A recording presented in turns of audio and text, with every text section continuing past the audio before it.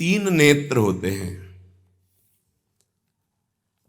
एक होते हैं ये चक्षु इंद्रिय, जिसे आप देख रहे हैं, नेत्र कहते हैं। दूसरे होते हैं बुद्धि में नेत्र, और तीसरे होते हैं हृदय में नेत्र, जिनसे संसार देखा जाता है, विषय देखा जाता है, स्वप्न देखा जाता है, जागृत देखा जाता है। ये नेत्रेंद्रिय से देखा जाता है। इससे ना आप किसी महात्मा की स्थिति को देख सकते हैं, ना भगवत स्थिति को देख सकते हैं। ये केवल माया को देखने वाले नेत्र हैं जो सबके पास हैं। चक्षु इंद्रिय, ये इससे आप किसी की स्थिति नहीं देख सकते। इससे आप परमात्मा दर्शन नहीं कर सकते। इससे आप तत्व दर्शन नहीं कर सकते। ये केवल ब्रह्मा के द्वारा रचे हुए नेत्र, ब्रह्मा की रचना को ही देख सकते हैं, बस। आगे है बुद्धि नेत्र। ये ज्ञान नेत्र हैं। जब बुद्धि में ज्ञान नेत्र प्रकाशित होता है तो तत्व बोध होता है, और भक्तों के हृदय नेत्र खुलते हैं। ही के नयन निहारी, हृदय के नेत्र जब खुलते हैं तो प्रिया प्रीतम की रूप माधुरी, लीला माधुरी, ये उसके नेत्रों में, इन नेत्रों में झलकते हैं। अंदर के दो नेत्र जब ज्ञान चक्षु खुलते हैं तो सर्वत्र आत्म तत्व का दर्शन करता है, अपने स्वरूप का अनुभव करता है, ब्रह्म तत्व का अनुभव करता है। जब हृदय के नेत्र खुलते हैं तो सर्वत्र चिद चिद लक्षणम सर्वम राधा कृष्णमयम जगत, वो तत्व को राधा कृष्ण के रूप में, जैसे गोस्वामी जी सिया राम में। लेकिन इन नेत्रों से ये दोनों बातें नहीं देखी जा सकती, और इन्हीं नेत्रों से ये दोनों बातें देखी जा सकती हैं जब बुद्धि के नेत्र खुल जाए और हृदय के नेत्र खुल जाए। उपासक हृदय के नेत्र खोलने का प्रयास करें। वो पहले आहार शुद्धि करे, बहुत भोजन शुद्ध। बड़ी कृपा है, आकाशवृत्ति से जीवन चलता है, श्री जी को भोग लग करके मिलता है, परम पवित्र है। अब जो बात करें, पाते समय उपास्य देव के सिवा अन्य कोई विचार नहीं रह जाना चाहिए। ये ध्यान उपासक दे। इसीलिए नाम कीर्तन चला दिया जाता है। चलता है नाम कीर्तन, नाम कीर्तन चला दिया जाता है कि आपका मन किसी विषय का चिंतन न करने पावे, नाम कानों में पड़े और चिंतन नाम का हो। जब हम भोजन के साथ भजन चलाते हैं तो वो भोजन जब पचता है तो नस नस में परम पवित्रता और भजन के परमाणु फैलाता है। अब जैसे आजकल भोजन की प्रथा, जूता मोजा वही शौच में पहन के गए हैं, वही लघुशंका में, और वही होटल में बैठ के वैसे ही जूता मोजा, वही कपड़े, वैसे ही बनाने वाला क्या भाव वाला है, कैसी पवित्रता रखता है, और पाने वाला क्या भाव रखे हैं और कैसी पवित्रता है, इन सब का प्रभाव भोजन पे पड़ता है। अगर भोजन ठीक नहीं तो बुद्धि निर्णय नहीं कर पाएगी ठीक। हृदय के नेत्र खुलने के बाद तो बहुत दूर रही, इन नेत्रों से भी सही नहीं दिखाई देता, गंदा ही दिखाई देने लगता है। इन नेत्रों में गंदगी बढ़ जाती है। जिसकी तरफ देखो तो वासना की दृष्टि से देखो, दोष दृष्टि से देखो, राग द्वेष की दृष्टि से देखो, ब्रह्म दृष्टि, भगवत दृष्टि उसकी नहीं आ सकती।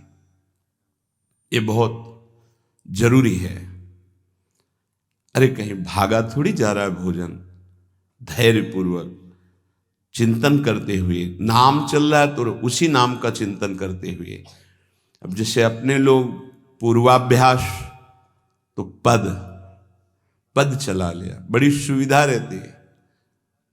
पद, कोई बड़ा पद ले लिया और मानसिक पद गुनगुना भी रहे हैं, चिंतन भी कर रहे, प्रसाद भी पा रहे। कोई पद उठा ले, बड़ा पद, देखत नौ निकुंज सुन सजनी लागत, प्रथम यथामति प्रणव बिहरत दो प्रीतम कुंज। अब जब तक पद पूरा नहीं होगा तो भागेगा नहीं, और भागेगा तो पद नहीं पूरा होगा, पकड़ हो जाएगी। अब पद चल रहा है, प्रसाद पा रहे हैं, तो कभी कभी प्रसाद पाते पाते आंसू चल रहे हैं, प्रसाद पा रहे हैं, पद चल रहा है। अब वो भोजन क्या करेगा? प्रसाद नस नस में जाकर भागवतिक भाव संचरित करेगा। अब आप प्रसाद पा रहे हैं, किसी द्वेषी का चिंतन कर रहे हैं, गुस्सा आ रही, अब नस नस को वो क्रोध से युक्त करने वाली वृत्ति पैदा करेगा। आप प्रसाद पा रहे हैं, कोई काम चिंतन कर रहे हैं, वही प्रभाव आपके अंदर पड़ेगा। हमारी पद्धति रही है प्रसाद पाने की, चाहे जितना पवित्र हो, पर भोजन पाने के पहले हाथ पैर धोए गए, कुल्ला किया गया, पवित्र हो करके फिर वहां बैठ करके, पद्धति थी आसन पीढ़ा चटाई बिछा दी गई, पवित्रता पूर्वक बैठे, भोग सामने आया, भगवद अर्पित प्रसाद है तो जय जयकार और कीर्तन करके पा रहे हैं। अगर वो ऐसी जगह से मिला है, भगवद अर्पित नहीं है, तो अपने सामने 1 मिनट रुक कर भगवद अर्पित करते हैं, फिर जय जयकार इष्ट की, गुरुदेव की, भगवान नामों की गूंज करके फिर पाते। वो प्रसाद हमारे हृदय में पवित्र भाव पैदा करेगा, भजन बढ़ेगा। भजन से ही हृदय के नेत्र खुलते हैं, भजन से हृदय के नेत्र, और हृदय के नेत्रों से ही प्रियालाल का दर्शन होता है, प्रियालाल का लीला चिंतन होता है। जो अपनी नस नस में नाम, पवित्रता, भक्ति, ज्ञान, तो भोजन में बहुत सावधान रहिए। ये 24 घंटे के लिए हमारे विचारों को अपवित्र या पवित्र करेगा भोजन। अगर अशुद्ध भोजन हो गया तो 2-3 दिन तक तो विक्षेप पड़ेगा ही। अगर बहुत ही निषिद्ध भोजन हो गया तो हो सकता है कि भजन भी रुक जाए, विक्षेप क्या रुक जाए, ऐसा ऐसा भोजन होता है। भोजन बहुत संभाल के, भले भूखा रहना पड़े तो अच्छा है 1-2 दिन, पर ऐसा भोजन ना होने पावे जो हमारे भजन को छीण करे। प्रायः जब श्री जी की शरणागति दीक्षा दी जाती है यहाँ, तो पहला कि तुम्हें 11 माला गुरु मंत्र के तो करने ही हैं, दूसरा 12 पद चतुरासी जी के पढ़ने ही हैं पक्का, तीसरा तुम्हें उस रसोई से कभी भोजन नहीं पाना है जिसमें मांस बना है, जिसमें मांस रांधा गया है। भले तुमको वहां दाल रोटी खीर और ये सब बना के दे, पर वो सात्विक भोजन नहीं होगा, वो राक्षसी भोजन होगा, क्योंकि वो रसोई अपवित्र है, उसके पात्र पवित्र। ये दीक्षा के समय दिया जाता है। चौथा, जो तुम्हारे उपासना की, इष्ट की, गुरुदेव की, संतों की, भगवत स्वरूपों की निंदा करे, वो चाहे रिश्तेदार, नातेदार, चाहे कोई भी हो, हम उससे संभाषण बैठकर नहीं करेंगे, कान में उंगली डालकर राधा राधा बोलकर चले जाएंगे। ये दीक्षा के समय शिक्षा दी जाती है। यदि आप अपने कुसंग को नहीं त्याग सके, भोजन का सुधार नहीं कर सके, तो भजन में रुचि नहीं होगी। ध्यान रखना, हम जैसा अन्न पाते हैं वैसा मन बनता है, जैसा मन होता है वैसे ही चिंतन होता है। हमें हृदय के नेत्र खोलने हैं तो हमें आहार पवित्र करना है। पवित्र आहार पवित्र चिंतन के साथ हमें पाना है, ऐसे जल्दीबाजी नहीं। जल्दीबाजी है तो हम नहीं पा रहे हैं, जब हमें समय होगा पा लेंगे। कोई प्राण थोड़ी निकल जाएंगे, एक बार न पाएंगे, एक दिन ना पाएंगे, नहीं निकलते। कई कई दिन भोजन न पाने पर भी ऐसा नहीं होता कि प्राण निकल गए। बड़ी सामर्थ्य है, प्रभु ने सामर्थ्य दी है। उपासक सावधान रहे, कहीं प्रसाद पाते समय कोई ऐसा दृश्य, ऐसी वार्ता न कर बैठे जो भजन में बड़ी हानि पैदा कर दे। जैसे आप मोबाइल रख लिए और आप ऐसे दृश्य देख रहे हो जो आपका सर्वनाश करने वाले हो, भोजन पा रहे हो, तो आप निश्चित समझ लेना, निश्चित भ्रष्ट हो जाओगे, आगे नहीं बढ़ पाओगे, गिर जाओगे। भोजन के समय यदि आपका मन पद में नहीं लग रहा, भजन में नहीं लग रहा, तो जैसे यंत्र है आपके पास, तो चतुरासी जी लगा दीजिए, सत्संग लगा दीजिए। आपका चिंतन बनना चाहिए भागवतिक, कोई गलत चिंतन नहीं। और अगर कोई पास बैठा है तो वार्ता नहीं होनी चाहिए।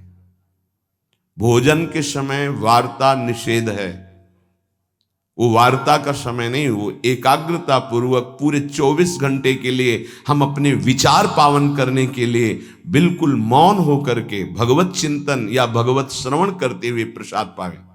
आप सब आज से ये नियम ले लें, केवल परोसने वाले की आवाज सुनाई देनी चाहिए। श्री जी का प्रसाद जो आप परोस रहे हैं उसका उच्चारण करते हुए आपको प्रसाद, रोटी प्रसाद चाहिए तो वो पूछ सकते हैं। इसके अलावा पाने वाले की आवाज बस जी दे दीजिए, इससे ज्यादा कोई शब्द नहीं आना चाहिए। देखो, अगर प्रार्थना मानोगे तो आप आगे परमार्थ में बढ़ोगे।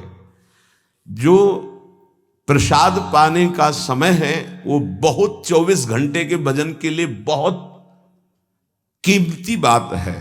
अगर उस समय आपका कोई प्रपंच वार्ता, कोई लौकिक वार्ता, राग द्वेष वार्ता नहीं, बिल्कुल नहीं, मौन आज से नियम रख लो। दे दीजिए ये शब्द उच्चारण और ले लीजिए प्रसाद ये शब्द, इसके अलावा और कोई शब्द नहीं होना चाहिए। अगर आप हमारी प्रार्थना नहीं मानते हैं तो ये अपराध होगा, आज्ञा का उल्लंघन होगा और वो आपके लिए बहुत ही हानिकारक होगा, जो आपकी बुद्धि को क्षय करेगा। इसलिए प्रार्थना है, आप प्रसाद पाते समय सब मौन का आश्रय, केवल स्वीकृति हाँ दे दीजिए और प्रसाद बांटने का जो उच्चारण है या अमुक प्रसाद ले लीजिए। बस इस नाम कीर्तन चलता है, नाम कीर्तन सुनिए, या आपकी क्षमता है तो उस समय नाम जप करते हुए प्रसाद पाइए। जिस जगह पर संत सेवा होती है, नाम कीर्तन होता है, ठाकुर सेवा होती है और परस्पर बैठ करके भगवद वार्ता होती है, उस जगह सारे तीर्थ अपने आप आ जाते हैं। वहां वास करने वाले को किसी तीर्थ जाए या ना जाए, कहीं भी, संपूर्ण भुवन की बात कह रहे हैं, जिस घर में, जिस कुटिया में, जिस जगह में, जिस स्थान में नाम कीर्तन होता है, भगवत गुण कीर्तन होता है, साधु सेवा होती है, ठाकुर सेवा होती है, सारे तीर्थ स्वयं आकर वहां वास करने लगते हैं। तीर्थ क्या, तीर्थाधिपति तीर्थपाद भगवान वास करते हैं। जहां भगवान नाम कीर्तन, भगवत गुण गायन होता है, भगवान प्रकट होते हैं। मदभक्ता यत्र गायन्ति तत्र तिष्ठामि नारदः, नाम वाणी जहां श्याम श्यामा तहां। सारे तीर्थ स्वयं वहां वास करते हैं। कुछ गृहस्थ जन कहते हैं हमारे घर में कोई चक्कर है, कोई टुटका कर दिया, कोई परेशानी। हम कह रहे हैं नाम कीर्तन कीजिए, ठाकुर सेवा घर में विराजमान कीजिए, 30 मिनट बैठ करके भगवत चर्चा कीजिए। हिंदी आती है, संस्कृत आती, जो जैसे भी आप, भागवत है, गीता जी है, रामायण जी है, भगवत चर्चा गुणगान कर रहे हैं प्रभु कुछ। उस घर में कोई अमंगल, कोई भूत प्रेत, कोई चक्कर, ऊपरी नीचरी कोई बाधा, ग्रह नक्षत्र कुछ नहीं, किसी को समझ नहीं आती कैसे सर्व मंगल में भगवान का नाम समस्त पापों का नाश करके महामोद प्रकाशित करता है। अरे जहां एक भक्त बैठ करके नाम जब कीर्तन करता है और जहां पूरा परिवार बैठकर नाम कीर्तन कर, उसका कितना प्रभाव होगा। एक भक्त करे तो उसके प्रभाव का वर्णन होता है। पूरा परिवार नाम कीर्तन कर रहा है, पूरा परिवार ठाकुर सेवा में बैठ करके 5 मिनट ही सही, आरती पूजा प्रणाम नमस्कार, पूरा परिवार 30 मिनट बैठकर भगवत चर्चा सुन रहा है, कोई एक भगवत चर्चा कर रहा है, वो तीर्थ है घर। फिर ये तो परम धाम है, यहाँ तो महामोद मंगलमय है, यहाँ तो अखंड नाम कीर्तन भगवत चर्चा सब चलती ही रहती। आपको सावधान रहना, जो एक बार आदेश हो जाए उसका उल्लंघन ठीक नहीं है, और उसको तत्काल लागू किया जाए। अगर नहीं किया जाता तो उसे प्रमाद स्थिति कहते हैं, और फिर बुद्धि भ्रष्ट हो जाती है। कोई भी, चाहे वो साध्वी हो या उपासक हो, साधु हो, आज्ञा का उल्लंघन करने का स्वभाव ना डाले, नहीं तो प्रमाद स्थिति घसीट ले जाएगी। आज से जहां प्रसाद पाना प्रारंभ होता है और प्रसाद आचमन करने तक मौन, फिर हमें वार्ता ही किसी से करनी। प्रसाद पाने के समय वार्ता, ये तो हमें बात समझ में ही नहीं आई। उस समय कौन सी संगोष्ठी होती है, उस समय कौन सा प्रसंग होता है प्रिया प्रीतम के लीला चरित्र का। उस समय तो हम प्रसाद का स्वाद लेते हैं, उच्छिष्टामृत भुक्त वैव, प्यारी जो प्यारे जो ने पाया है, और नाम कीर्तन करते हैं तो हमारे हृदय के नेत्र खुलेंगे। तभी तो हमारी भजन में रुचि बढ़ेगी, जब हमारा प्रसाद पाते समय भजन होगा। बहुत ध्यान देने की बात है ये। अगर प्रसाद पाते समय प्रपंच, तो 24 घंटे प्रपंच चिंतन चलेगा। अगर प्रसाद पाते समय राग द्वेष की चर्चा, काम क्रोध की वार्ता, तो हृदय मलिन हो जाएगा। हम प्रसाद पाते हैं पवित्रता के लिए, प्राण पोषण के लिए, तो प्राण पोषण और पवित्रता दोनों होगी भगवत चिंतन से। केवल प्राण पोषण हुआ, बुद्धि अपवित्र हो गई तो फायदा क्या। जो नाम जप करता है उसको कभी ये चिंता नहीं करनी कि अब हमारे जो पूर्व पाप हैं वो कैसे नष्ट होंगे। वज्रम पाप मही भृताम, जैसे पर्वत को चूर चूर करने के लिए देवराज इंद्र जब वज्र का प्रहार करते हैं तो वो धूल हो जाता है, ऐसे पहाड़ जैसे भी पाप हों और नाम जप कर रहे तो नाम जप क्या करता है, वज्र के समान उस पहाड़ जैसे पाप पर टूट पड़ता है और उसे धूल धूसरित कर देता है। वज्रम पाप मही भृताम, हमें नाम पर ध्यान देना है। कैसे नाम जब छूट जाता है उपासक होकर भगवत प्राप्ति का लक्ष्य बना के, और तुम्हें चैन है, इसका मतलब है आपका लक्ष्य भी भजन भगवत प्राप्ति नहीं बना, नहीं तो चैन के तद विस्मरणेन परम व्याकुलतेति। भगवद्रोद्रेकस्य सिद्धौषधम, ये नाम संसार रोग के आवेश को शांत करने की सिद्ध औषधि है। जासु नाम भव भेषज, ये भगवन नाम ये भव रोग की अचूक औषधि है। अर्थात नाम जापक को भी ये भी चिंता नहीं करने की हमारा कल्याण होगा कि नहीं। नाम चल रहा है, यह हमें भव समुद्र से पार ही नहीं, भव समुद्र को सुखा देगा। नाम लेत भव सिंधु सुखाही, करो विचार सुजन मन माही। पाप के पर्वत को वज्र की तरह नाम टूटकर धूल धूसरित कर देता है और भव समुद्र को सुखा देता है। पार जाने की जरूरतें नहीं, खत्म ही हो जाता है, कल्याण की चिंता नहीं। मिथ्या ज्ञान निशा विशाल तमसस् तिगमांशु बिंबोदय, ये नाम अज्ञान रूपी घोर अंधकारमयी रात्रि के नाश के लिए भगवान भुवन भास्कर सूर्य के समान है।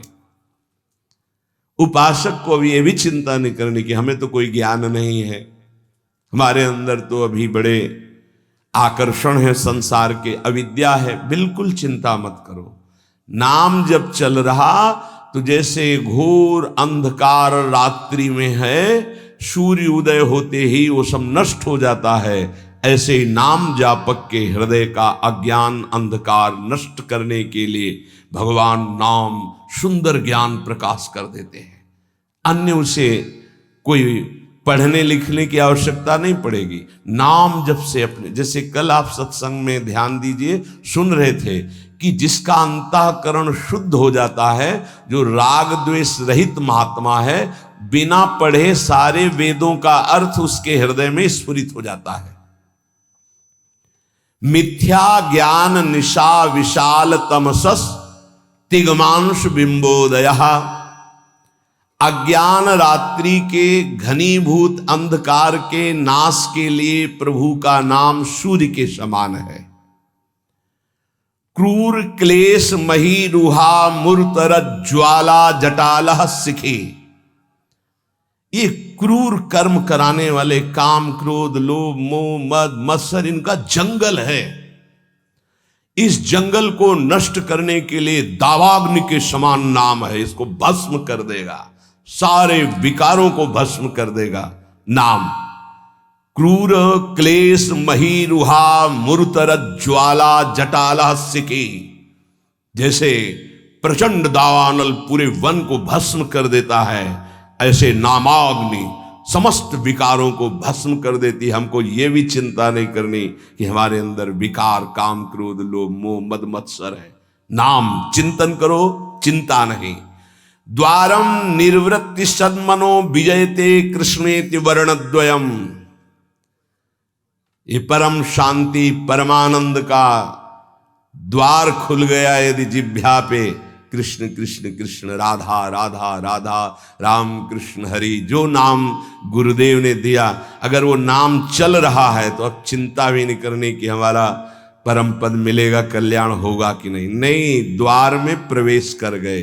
जिह्वा पे नाम मतलब द्वार में प्रवेश कर गए। महाराज जी, लोग तो कहते हैं कि जिह्वा से नाम जप करने से कोई लाभ नहीं मिलेगा।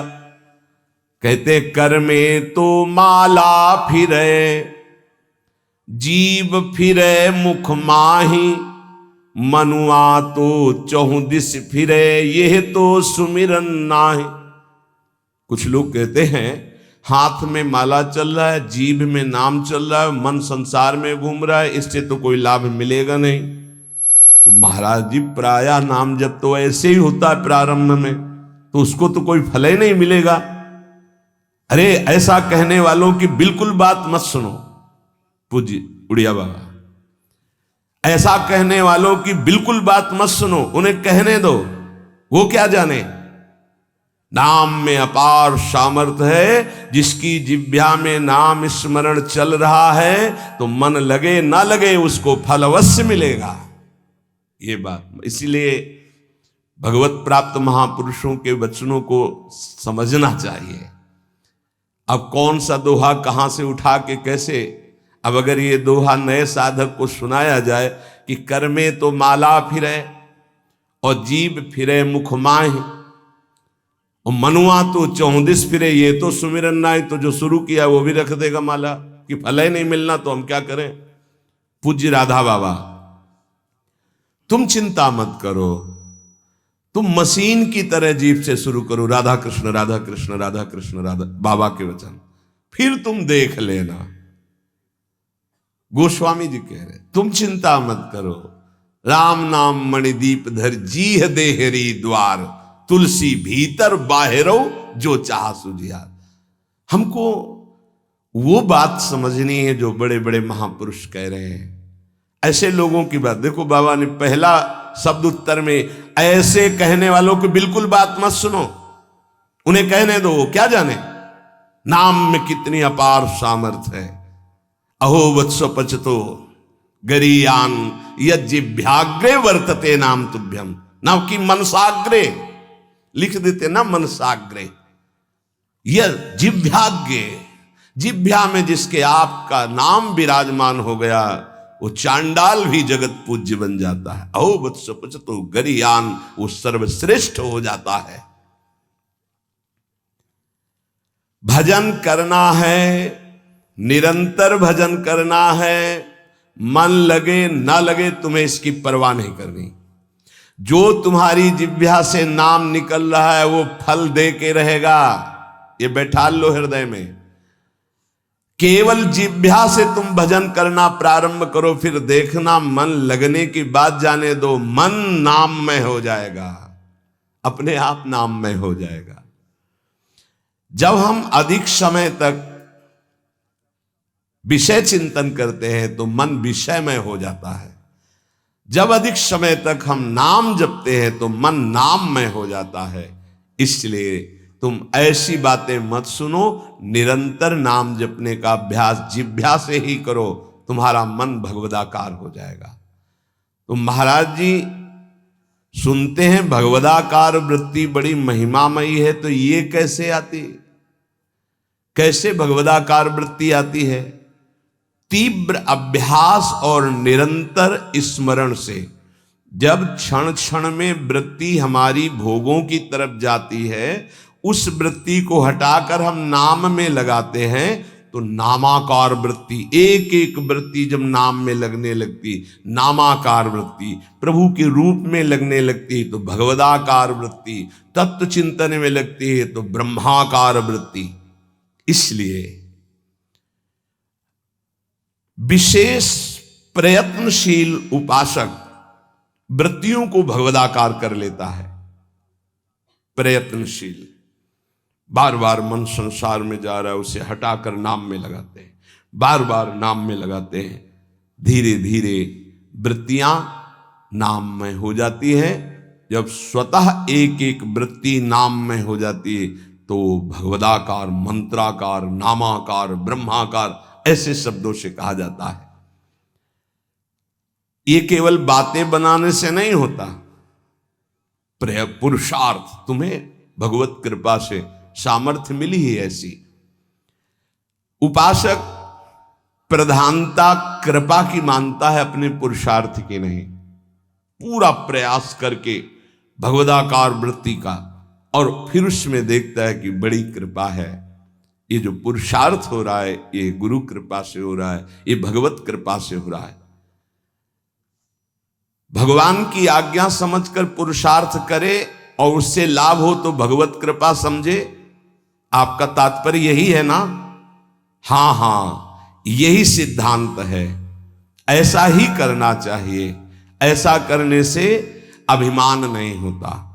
क्या कि प्रभु की आज्ञा है कि मनुष्य जन्म में भगवत प्राप्ति करे, गुरु की आज्ञा है कि इस उपासना के करने से भगवत प्राप्ति होती। तो हमें जितना पुरुषार्थ मिला है, सामर्थ्य मिली, हम पूरी सामर्थ्य लगाकर साधना करते हैं, नाम जप करते हैं, पर हम ये देखते हैं कि ये सब भगवत कृपा से हो रहा है। प्रभु की कृपा से ही हमारी भजन मार्ग में रुचि हुई, भजन बना, पुरुषार्थ बना, इस सब कृपा से। तो अभिमान नहीं आएगा।